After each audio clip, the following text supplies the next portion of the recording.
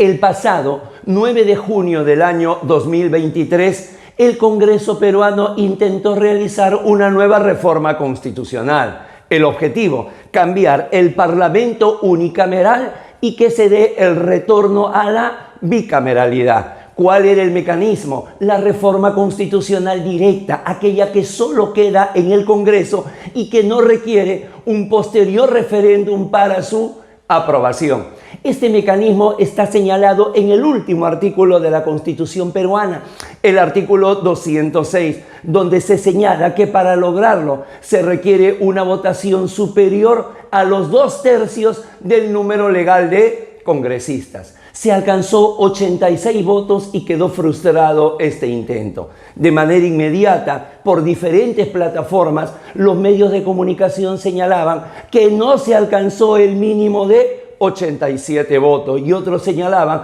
que faltó un voto para alcanzar la bicameralidad, refiriéndose a los 86 obtenidos. Nos parece que aquí hay un extravío conceptual mayúsculo, porque si son 130 congresistas, los 2/3, 86.6, 87, y el texto es claro, una votación superior a los 2/3 debían de ser 88.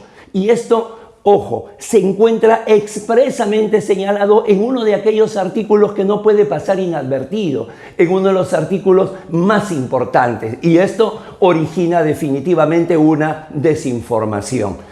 Esto nos llamó la atención para poder dialogar unos minutos sobre lo que son las mayorías parlamentarias en el ámbito legislativo. Soy Guido Aguila Grados y quiero presentarles una nueva entrega de Tribuna Constitucional, las mayorías legislativas. Sean todos bienvenidos.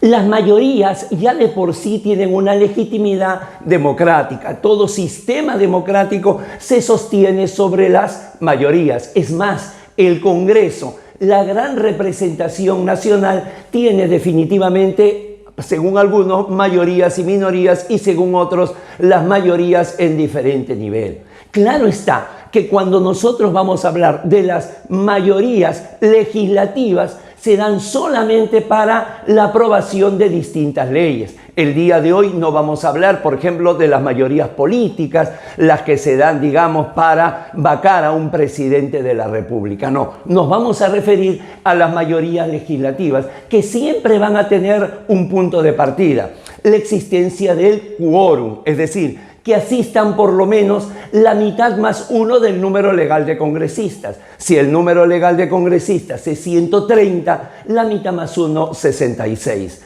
Insisto, número legal, no el número de los presentes, no, el número legal de congresistas. Y entonces, a partir de acá, se va a analizar, por un lado, la mayoría que es estándar, que es la mayoría simple, pero que también hay legislaciones relevantes, trascendentes, que requieren de un mayor número, y de ahí surge la mayoría calificada, la mayoría sobrecalificada y la supermayoría. Empecemos. Número 1, la mayoría simple es aquella donde se requiere que el número de votos a favor sea mayor que el número de votos en contra, nada más. Se logra una mayoría en la votación. Con este mecanismo, por ejemplo, se aprueba la ley ordinaria, es decir, aquella que regula una materia universal y que constituye el mayor porcentaje de los productos legislativos de un Congreso.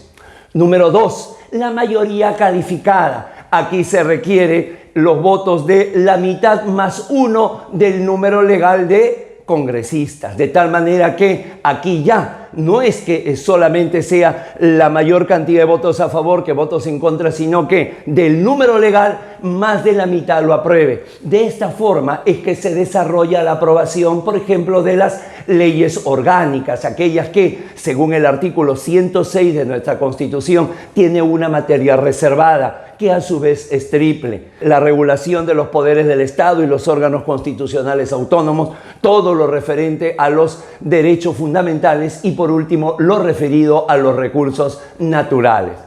Número 3, mayoría sobrecalificada. Aquí se requiere no un número mayor, sino se requiere solo los 3/5 del número legal de congresistas. Esto sobre todo se da para la aprobación de la ley del presupuesto público y todas sus variantes, los créditos suplementarios, las habilitaciones, las transferencias, los 3/5 del número legal de congresistas, que ya es bastante.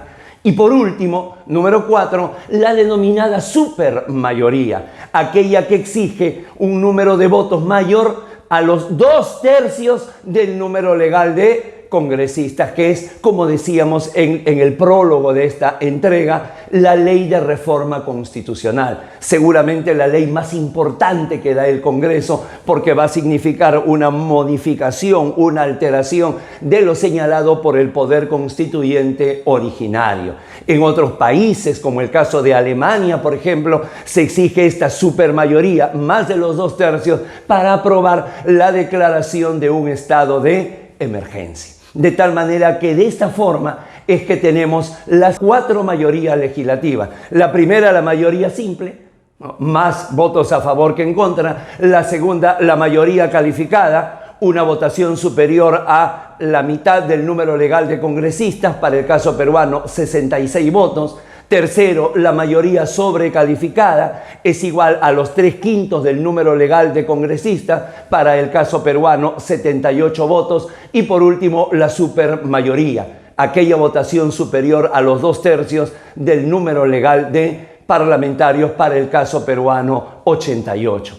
Esto es importante porque esto nos va dando una suerte de gradualidad en la importancia, en la trascendencia del principal producto de poder que tiene el Congreso, que viene a ser la legislación.